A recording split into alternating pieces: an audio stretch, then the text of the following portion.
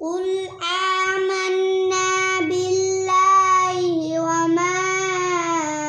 أنزل علينا وما أنزل على إبراهيم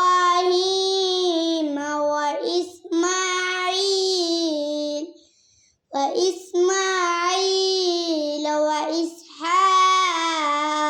ويعقوب والأسباط وما أوتي موسى وعيسى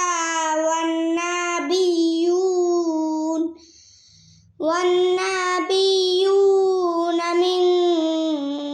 ربهم لا نفرق بين أحد منهم ونحن له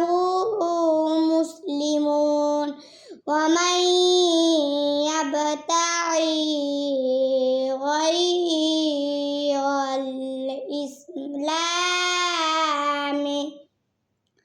الإسلام دين فلن يقبل منه وهو في الأرض من الخاسرين كيف يهدي الله قوما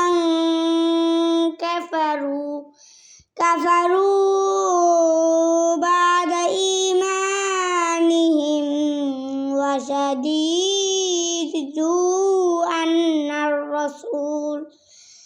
أن الرسول حق جاءهم البينات والله لا يهدي القوم الظالمين أولئك جزاؤهم أن عليهم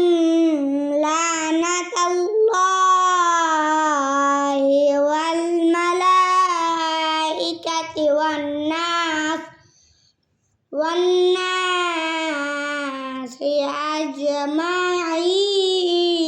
أجمعين خالدين فيها ولا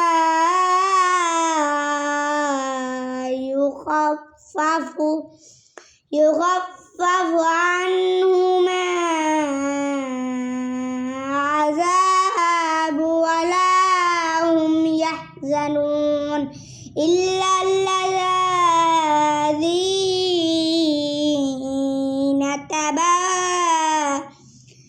تابوا